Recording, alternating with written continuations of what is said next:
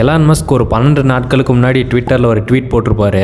அந்த ட்வீட்டில் என்ன சொல்லியிருப்பாருன்னா, நியூராலிங்க் என்ற டிவைஸை முதலாக மனித மூளையில் பொருத்தப்பட்டாச்சு.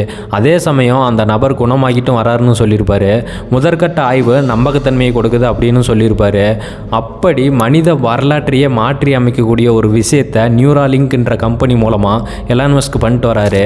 அப்படி நியூராலிங்க்னா என்ன, இந்த நியூராலிங்க் என்ற கம்பெனி ஏன் மனித மூளைக்குள்ளார சிப் வைக்கிறாங்க, அதை பற்றி தான் இந்த வீடியோவில் ஃபுல்லாக தெளிவாக பார்க்க போகிறோம். வாங்க வீடியோக்குள்ளார போகலாம். 2016 எலான் மஸ்கால் ஸ்டார்ட் பண்ணப்பட்டது அந்த நியூராலிங்க் என்ற கம்பெனி.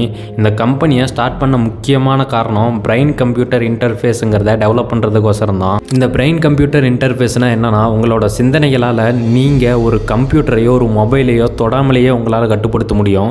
உதாரணத்துக்கு, நீங்கள் உங்கள் கைகளை வலது பக்கம் திருப்ப நினைக்கிறீங்க. உங்களோட கைகள் வலது பக்கம் திரும்பணும்னா குறிப்பிட்ட நரம்புகள் மூலமாக மூளையிலிருந்து உங்களோட கைகளில் இருக்கிற நரம்புகளுக்கு சிக்னல் அனுப்பப்படும். இந்த செயல்பாடு நடந்தால் தான் உங்களால் கைகளை அசைக்க முடியும். இது மிகவும் வேகமாக நடக்கும். அதனால தான் நம்ம தோணன செயல்களை உடனே செய்ய முடியும். நரம்புகள் எல்லாமே தசைகளால் பின்னப்பட்டிருக்கும். தசைகளில் ஏதாவது டேமேஜ் ஆனால் அந்த மூளையிலிருந்து வர நரம்புகள் செயல்பாடு தசைகளுக்கு போய் சேராது. அதனாலேயே இந்த சிக்னல்ஸ் பாதியிலேயே கட்டாக முடியும். நிறைய பேர் இதனால தான் கவனிக்க முடியும், ஆக்சிடென்ட்னாலேயோ கைகளோ கால்களையோ அசைக்க முடியாத இருப்பாங்க. இது பூராவுமே இந்த மாதிரியான நிகழ்வுகள்னால தான். நிறைய கேஸில் இந்த சிக்னல்ஸ் எல்லாமே பிரெயின்லேயே இருக்கும். இந்த பிரெயின் கம்ப்யூட்டர் இன்டர்ஃபேஸ் மூலமாக கை கால்களை அசைக்க முடியாத ஒரு நபர் தன்னோட சிந்தனைகளால் மட்டும் மொபைலையோ கம்ப்யூட்டரையோ கட்டுப்படுத்த முடியும். இந்த பிரெயின் கம்ப்யூட்டர் இன்டர்ஃபேஸ் மூலமாக மட்டும் தன்னோட சிந்தனையினால் ஒருத்தங்களுக்கு கால் பண்ண முடியும். அதே சமயம் இன்டர்நெட்டில் இருக்கிற தகவல்களை படிக்க முடியும். அதே சமயம் வேறு ஒருத்தருக்கு டைப் பண்ணி மெசேஜும் பண்ண முடியும் தன்னோட சிந்தனையினால் மட்டும். எலான் மஸ்க் அதே தேதியில் இன்னொரு ட்வீட்டும் போட்டிருப்பாரு. அந்த ட்வீட்டில் என்ன சொல்லியிருப்பாருன்னா, நியூராலிங்கோட முதல் ப்ராடக்ட்டுக்கு டெலிபதின்னு பேர் வச்சுருப்பதாகவும், இந்த டிவைஸ் மூலமாக ஒருத்தங்க சிந்தனையினால் மட்டும் ஃபோனையோ கம்ப்யூட்டரையோ மற்ற டிவைஸையோ கண்ட்ரோல் பண்ண முடியும்னு சொல்லியிருப்பார். அதே ட்வீட்டில் கடைசியாக இன்னொரு முக்கியமான விஷயத்தையும் சொல்லியிருப்பார். ஸ்டீவன் ஹாக்கிங் என்றவரை மென்ஷன் பண்ணி இவரால் ஸ்பீட் ரைட்டரை விட வேகமாக கம்யூனிகேட் பண்ண முடியும் அப்படின்னு சொல்லியிருப்பார்.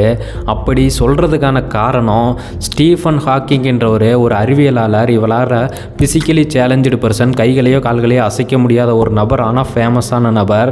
அவரால் ஸ்பீட் ரைட்டரோட வேகமாக கம்யூனிகேட் பண்ண முடியும் அப்படின்னு சொல்லியிருப்பார். இதுதான் எங்களோட லட்சியம் அப்படின்னு சொல்லியிருப்பார் எலான் மஸ்க். இது மட்டும் பயன்பாட்டுக்கு வந்தால் கை கால்களை அசைக்க முடியாத ஒரு பிசிக்கலி சேலஞ்சு பர்சனால் கூட அவங்களோட சிந்தனை மூலமாக ஒரு கம்ப்யூட்டரையோ ஒரு ஃபோனையோ அவங்களால தன்னோட சிந்தனை மூலமாக கண்ட்ரோல் பண்ண முடியும். இந்த டெக்னாலஜி எப்படி ஒர்க் ஆகுதுன்னு பார்ப்போம். கம்ப்யூட்டர் சிப் உங்கள் மூளைக்குள்ளார பொருத்தப்படும். இந்த சிப்போட சைஸ் ஒரு சின்ன காயின் போல தான் இருக்கும். இந்த சிப் பேட்டரி மூலமாக செயல்படக்கூடியது. ஒயர்லெஸ் சார்ஜிங் மூலமாக இந்த சிப்பை நீங்கள் சார்ஜ் பண்ணிக்க முடியும். ஸோ பேட்டரி மாற்றுறதுங்கிறது சுலபமான விஷயம் இல்லை, பிகாஸ் மூளைக்குள்ளார பொருத்தப்படுறதுனால. இந்த சிப்பை ஸ்பெஷல் சர்ஜிக்கல் ரோபோட் மூலமாக தான் மூளைக்குள்ளார பொருத்தப்படுது.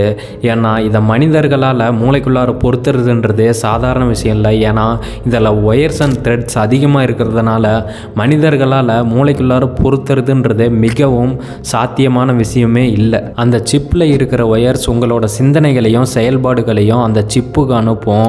இந்த சிப் உங்களோட தகவல்களை மொபைல் ஆப்புக்கோ கம்ப்யூட்டருக்கோ அனுப்பும்.